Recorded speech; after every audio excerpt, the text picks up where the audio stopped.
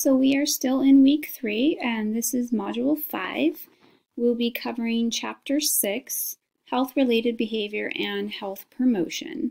So let's go ahead and skip down to the objectives. In this chapter, we're really looking at how do we do things that are good for our health. That's called our health-related behavior. How do we change behaviors that are unhealthy?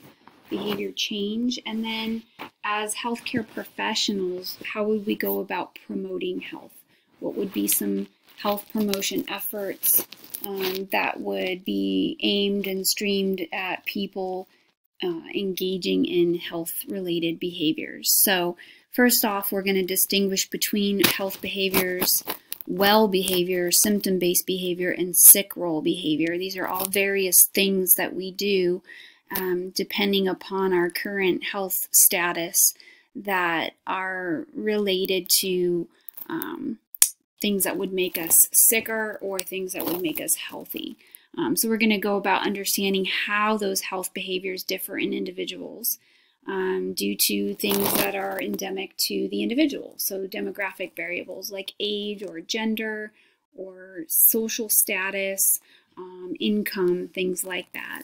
We're going to be looking at how to prevent disease and improve treatment. One of our best lines of defense is prevention. So rather than waiting to get a disease and then trying to treat it, which is very difficult, the goal should be really preventing the disease in the first place, which is where health promotion comes in most importantly.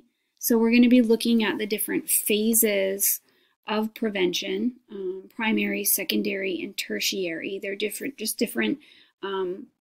efforts that we might make in our preventative efforts depending upon where we're at in a disease state per se. So if our goal is to prevent disease entirely and completely, we would be focused at primary prevention. You know, how do we stop people from ever becoming a smoker? How do we help people to use safety belts and restraints so that they don't get into an accident? Those would be primary preventative efforts. If we are already at risk for a disease or we already have some precursors to it, our type of prevention might be secondary. So I already have high blood pressure, but I don't want to get diabetes, or I don't want to get heart disease. So my efforts might be aimed at reducing that high blood pressure and increasing my exercise and zoning in on my dietary habits so that I don't get said disease. That would be secondary prevention. And then tertiary prevention is just preventing the worst outcome, which might be death or further exacerbation of disease. So I already have heart disease, or I've already had a heart attack. How do I prevent another? Or how do I prevent dying from this disease? How do I prevent it from getting worse? So right there, we're really talking about tertiary control. So we'll be looking at all three of those, as well as some different issues that surround the promotion of wellness. Like, why is it so hard to get people to take good care of themselves? It seems like such a basic concept, but we get into all the different aspects of the individual, different interpersonal dynamics, and then community-related issues that can arise in just tackling the big goal of health promotion and prevention of illness. We're going to be looking at the role of learning in health-related behavior, so this might piggyback on previous classes you've had, even just intro psych, where we looked at learning principles of operant conditioning and classical conditioning and modeling. These all have such a strong effect on what we do, on our behavior. We learn by being rewarded. We learn by being punished. We learn by associating our behaviors with the resulting outcomes. And we learn by watching others. And in all those different interactions and all those different scenarios, we're taking in information that then tells us how we treat ourselves, how our your health behavior might look as a result. And then we'll get into a little bit more of the individual factors that have to do with personality. And here's where this part of this chapter is really going to piggyback off of what you're reading in the longevity project this week, specific to education. So the longevity chapter has to do with, how does your education predispose you to a long life? And that's a demographic variable, but it has a lot to do too with personality. One might attain higher education because they have a personality type that strives for that, and that's going to then influence health behavior. So that would be a good example of that. We'll also be looking at the different cognitive factors that impact health-related behaviors, how we think, and how our thinking impacts what we do. We'll be looking at the phases and implications of some of the most popular models in health psychology for understanding people's health behaviors.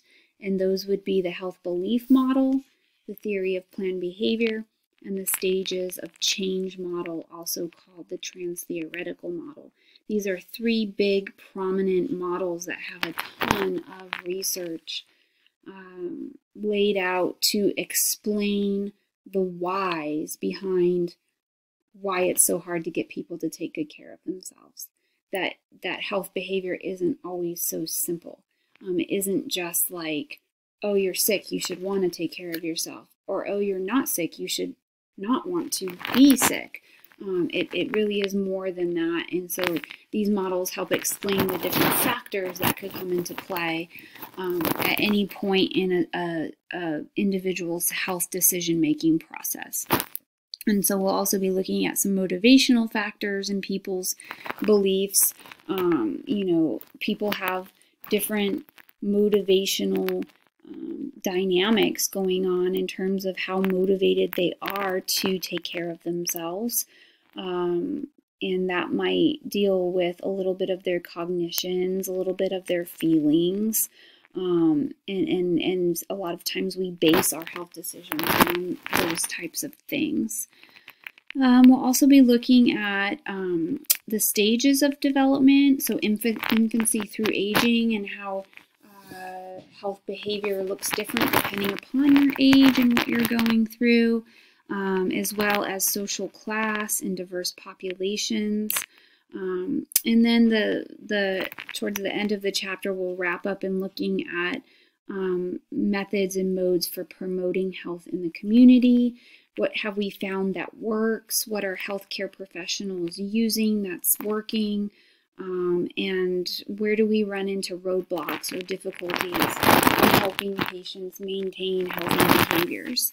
And what role do schools, religious organizations, the workplace, and the community play in promoting and maintaining health? A lot of times we put most of the responsibility on the individual. Like, if you want to be healthy, then you need to do what you need to do to be healthy. But that individual might have their hands tied based on the community that they're a part of, based on their profession or their workplace, based on how much schooling they've had. They may have aid or help if they're involved in a religious organization, as you'll see in the term and data. Those who were involved in religious organizations tended to be a certain way, refrain from risky behavior, and so forth. So all of these things can come into play and factor into maintaining and promoting health. Okay, here are your lecture slides. And then your discussion for this module, as I stated before, has to do with education. So the assessment that you're going to be taking on yourself, the same assessment that was given to the termites, has to do with how much education you've had and how that might affect your health and your longevity. And you'll get to see in the termites the varying degrees to which education affected their health decision making. And even just things like early education really turned out to be a huge factor. Those who were exposed to early education in their preschool years, it actually kind of backfired. And you'll see what is meant by that. But you want to be using lots of examples again, from the termites, like who's who, how are they affected by their early childhood education, even breastfeeding, how does that relate to health in later life? We hear a lot of things in the media, a lot of controversy on breastfeeding versus formula feeding, and lots of people have lots of opinions, but when we go to the research, what does the research show? That's really the conclusive evidence that we want to know and be aware of. And when it comes to higher education, so college and above, how does that factor into one's health and longevity? Does it really make a difference? And if so, how much? And that will wrap up this module. We have one more module in week 3 that I will cover in the next podcast.